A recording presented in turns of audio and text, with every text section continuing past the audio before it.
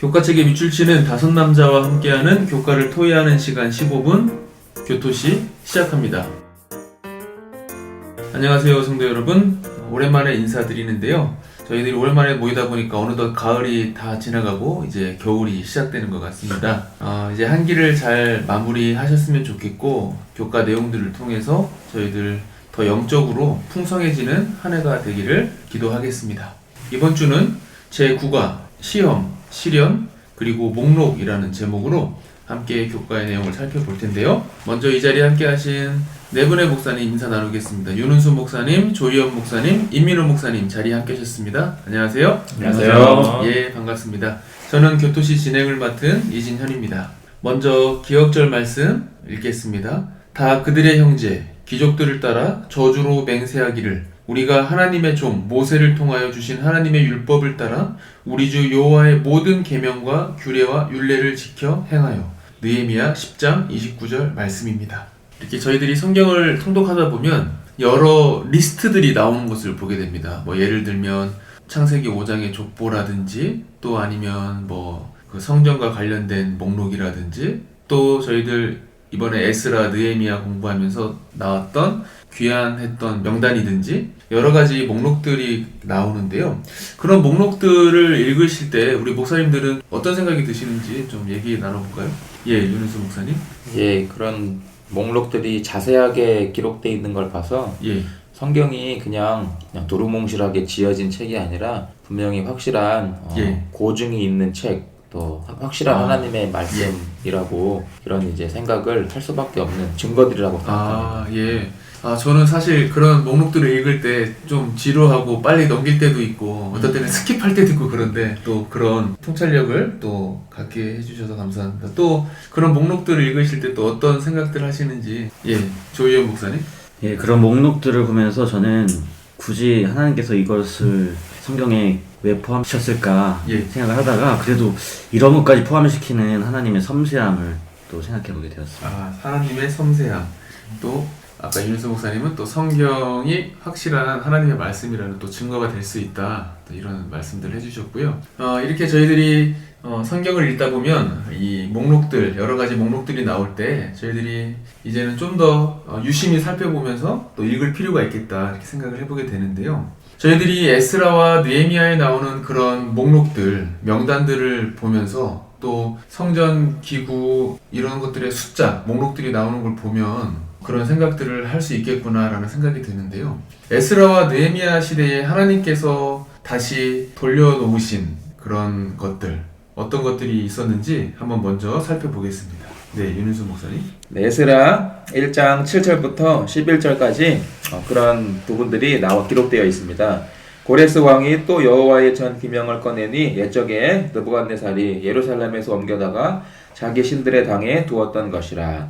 바사왕 고레스가 고직이 미드르닷을 명하여 그 그릇을 꺼내어 계수하여 유다 목백 세스바살에게 붙이니 그 수요는 금반이 30이요 은반이 1천이요 칼이 29요 금대접이 30이요 그보다 차한 은대접이 400열이요 기타 기명이 1천이니 금은 기명의 도합이 5,400이라. 사로잡힌 자를 바벨론에서 예루살렘으로 데리고 올 때에 세스바살이 그 기명들을 다 가지고 왔더라. 이런 명단들이 이렇게 포함되어 있었습니다. 예, 이렇게 쭉 목록들이 나오는데요. 야, 이 정도까지 기록할 필요가 있나 싶을 정도로 자세하게 나오는데 왜 이렇게 자세하게 기록해 주셨는지 우리 조희연 목사님께서 또 설명해 주시겠습니다. 예, 우리 교과책 128페이지 교훈에 보니까요, 이렇게 기록되어 있는데요. 하나님은 느부갓네살이 가져갔던 성전의 기물들을 잊지 않으셨다. 벨사살이 그 기물들로 하나님을 모독했던 날, 그 나라는 멸망했다. 하나님께서 바벨론에 의해서 이스라엘 나라가 멸망되고 성전의 기물까지 다 빼앗겼는데 그 기물들을 잊지 않으셨다라고 또 설명하고 있습니다. 하나님께서 잊지 않으셨다라는 대목이 참 중요한 것 같아요. 또 어떤 목록들이 있었는지 또 설명해 주실까요? 예, 임민호 목사님. 느헤미야 7장 73절의 말씀인데요. 이와 같이 제사장들과 레위 사람들과 문지기들과 노래하는 자들과 백성 몇 명과 느디딤 사람들과 온 이스라엘이 다 그 본성에 거하였느니라. 라고 말을 하고 있고요. 그 다음에 130페이지 두 번째 단락에 보면 또 하나님이 그렇게 하신 이유에 대해서 이렇게 말씀을 하십니다. 스룹바벨과 여호수아와 함께 바벨론에서 귀환한 이들의 명단이 에스라 2장과 느헤미야 7장에서 의도적으로 반복된다. 우리에게는 지루해 보일 수도 있지만 이것은 우리가 관심을 기울이지 않는 자세한 것까지 하나님이 돌보고 계신다는 중요한 사실을 드러낸다라고 말을 하고 있습니다. 예, 이런 명단들을 볼 때 하나님께서는 물론 겉으로 보기에는 이스라엘이라는 나라가 멸망하고 이제는 끝났다 싶은 생각이 들었지만 여전히 하나님께서는 그 나라를 붙들으시고 정하신 때에 약속하신 그 때에 또 회복시키는 모습들, 이런 자세한 내용들을 보면서 하나님께서는 절대로 그분과 언약을 맺은 백성들을 잊지 않으시는 분이구나 라는 생각을 다시 한번 해보게 됩니다. 또 그렇게 바벨론으로 포로로 끌려가서 몇 세대에 걸쳐서 살면 아무리 포로로 끌려갔다라고 해도 사실 그곳에 적응하고 또 살다 보면 정착하고 그렇게 되는데 그렇게 바벨론에서 여러 가지 재산이나 땅을 물려받고 살았던 사람들이 한마디로 어떻게 보면 편하게 살았을 수 있겠죠. 그렇게 살았던 사람들이 안락함, 편안함 이런 것들을 다 버리고 다시 이스라엘로 돌아간다, 예루살렘으로 돌아간다라는 것은 쉽지 않았을 문제였을 것 같습니다. 그런 모습들을 보면서 저희들이 또 어떤 교훈들을 얻을 수 있는지 살펴보겠습니다. 예, 윤은수 목사님. 교과책 132페이지 세 번째 단락에 보시면 우리 재림교회 성경 주석의 내용이 인용되어 있습니다. 잠깐 소개드리겠습니다. 그때까지 포로로 잡혀간 땅에 살던 유대인들은 거의 1세기 반 동안 그 땅에 머물렀다. 니프루에서 발굴되는 수많은 문서들은 아닥사스다 1세의 치세 중에 메소포타미아 지역에 부유한 유대인들이 많이 살았음을 보여준다. 그러므로 에스라와 그의 동료 지도자들이 많은 사람을 설득하여 함께 귀환하도록 하는 일은 쉽지 않았을 것이다. 해외에 이주했다가 귀환하는 이 사람들은 바벨론보다 훨씬 불편하고 어려울 옛 고향의 개척 생활을 예상할 수 있었다. 이런 점들을 감안해 볼 때 에스라가 옛 고향에 있는 형제들과 그들의 운명을 함께하자고 약 2,000 가정을 설득하는 데 성공했다는 것은 놀라운 일이 아닐 수 없다. 예, 당시 상황을 또 살펴봤는데요. 하지만 그럼에도 불구하고 2,000 가정이 에스라와 함께 했다는 모습을 좀 보았습니다. 예, 또 설명해 주실까요? 예, 조희연 목사님. 예, 교과책 133페이지 묵상 부분에 이런 말씀이 있습니다. 성경은 우리가 하나님의 나라에 들어가려면 많은 환난을 겪어야 할 것이라고 말합니다. 영생에 이르는 길은 이 생의 안락을 보장하지는 않습니다. 어쩌면 그 길에 더 많은 어려움이 닥칠지 모릅니다. 타락한 세상과 하나님의 나라는 가는 방향이 다르기 때문입니다. 하지만 그러한 환난 중에서도 우리가 기뻐할 수 있는 이유는 그리스도께서 우리와 함께 하시며 세상에 줄 수 없는 평안을 우리에게 주시기 때문입니다. 예, 임민호 목사님. 네. 136페이지 세 번째 단락입니다. 사실 고대에는 도시보다 시골에서 사는 것이 훨씬 편했다. 시골에는 사람들이 조상들로부터 물려받은 토지가 있었다. 그것을 포기하고 예루살렘에 가서 사는 것은 일종의 희생이었다. 많은 이가 그렇게 하면 설 곳이 없을지도 모른다고 느낄 수 있었다. 생계에 어려움이 있을지도 몰랐다. 게다가 도시의 생활 방식은 시골과 다르다. 새롭고 낯선 환경으로 이주한다는 것은 항상 어려운 일이다 라고 말을 하고 있습니다. 예, 그래서 저희들이 이 땅에 머물면서 저희들이 왜 이 땅에서 그리스도인으로서, 특별히 제7일 안식일 예수 재림교회 성도로서 이 땅에서 살아야 하는지, 또 우리가 이루어야 할 사명은 무엇인지 또 같이 생각해 보면 좋겠습니다. 예, 먼저 윤은수 목사님. 네, 131페이지 묵상에 나와 있는 그 글귀인데요. 이것을 통해서 저희들이 또 한번 생각해 볼 수 있을 것 같습니다. 지면의 부족으로 개인의 이름이 열거되어 있지는 않지만 당시 느헤미야는 귀환하여 예루살렘 재건에 헌신했던 모든 이의 명단을 가지고 있었을 것입니다. 그것은 하나님이 그분의 나라에 속해 있는 각 사람을 개인적으로 아시며 돌보시고 복주시며 구원으로 인도한다는 사실을 나타냅니다. 세상 그 어느 곳보다 하나님의 손에 있는 생명책에 우리의 이름이 기록되고 기억되었으면 좋겠습니다. 예, 읽어주신 내용 중에 각 사람을 개인적으로 아시며 돌보시고 복주시며 구원으로 인도하신다라는 사실을 나타낸다. 이 내용이 참 인상적인데요. 왜냐하면 이것이 우리가 또 바로 해야 할 사역이 아닌가, 우리가 있는 지역에서. 그래서 개인적으로 한 명 한 명 돌보는 일, 또 우리가 해야 할 일이 아닌가 생각을 해보게 됩니다. 또 소개해 주실까요? 예, 조희연 목사님. 예, 우리 교과책 136페이지 네 번째 단락에 교회 증언 7권의 말씀에서 우리가 이 세상에서 안일함에 빠져 있는 재림 성도들에게 그 안일함을 탈피하고 어떤 모습으로 살아가야 하는지 설명해 주고 있는데요. 예. 우리의 일꾼들은 뻗어나가야 할 만큼 나아가고 있지 않다. 우리의 지도자들은 마땅히 이루어져야 할 사업에 대하여 각성하지 않는다. 예.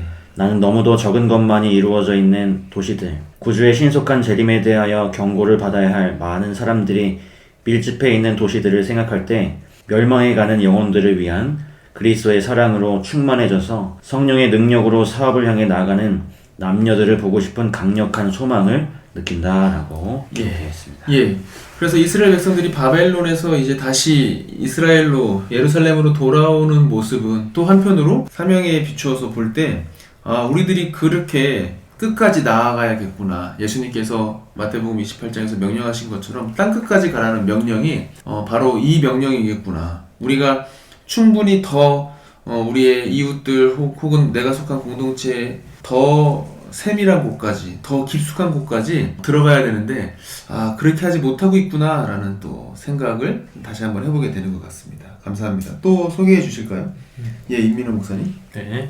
136쪽 교훈에 있는 기록입니다. 하나님은 큰 사업을 이루시기 전에 먼저 헌신적인 백성을 필요로 하신다. 느헤미야 시대에도 물려받은 땅을 놔두고 예루살렘에 거주할 백성이 필요했다라고 말하고 있는데요.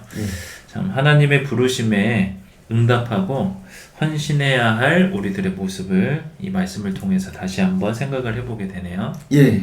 그래서 내가 교회에서 어떤 헌신을 할 수 있을까? 아마 요즘에 다들 교회마다 내년도 혹은 내년도와 내후년도 교회 재직을 새롭게 선출하는 일을 아마 많은 교회에서 하고 있을 텐데요. 그런 과정 속에서 내가 이 교회에 또 주님을 위하여 헌신하고 기여할 수 있는 것이 무엇인지 고민해보고 마땅히 해야 될 일이라면 먼저 자발적이고 또 기쁘게 여러 역할들 그런 일들을 교회의 사역들을 함께 해나가면 좋을 것 같습니다.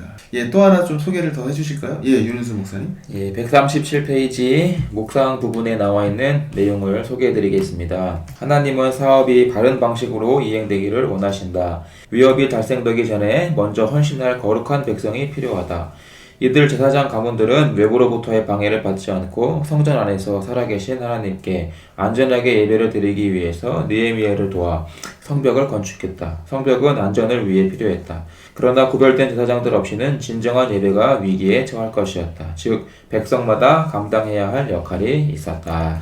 예, 이런 내용들을 좀 다시 한번 명심하시고 교회를 세워나가는 일에 또 하나님께 영광을 돌리는 일에 그 역할이 무엇이 됐건 우리가 함께 기쁘게 감당할 수 있으면 좋겠습니다. 그렇게 하다 보면 자연스럽게 하나님께서 우리 교회에 맡겨주신 사명이 하나하나 이루어지지 않을까 생각을 해보게 됩니다. 이상으로 제9가 교과의 내용을 좀 마무리하면서요. 이번 주 교과는 성경에 나오는 특별히 에스라와 느헤미야에 나오는 여러 목록들 또 명단들을 보면서 왜 하나님께서 이 명단들 목록들을 우리에게 주셨을까 그런 내용들을 좀 함께 살펴보았고요. 특별히 기억에 남는 것 중에 하나는 하나님께서 우리 각자를 개인적으로 기억하시고 또 끝까지 붙들고 계시다라는 사실을 이번 주 교과 내용에서 좀 다시 한번 새롭게 느끼게 되는 것 같습니다.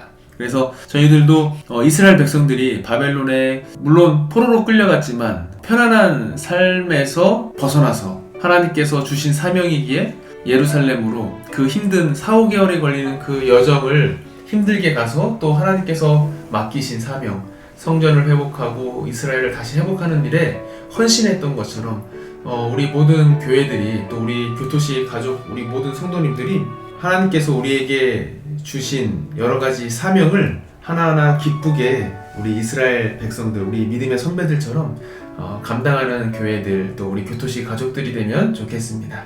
이상으로 교과 내용을 마무리하도록 하겠습니다. 저희 교토시는 다음 주에도 가장 쉬운 교과 토의 방송 되도록 최선을 다하겠습니다. 고맙습니다.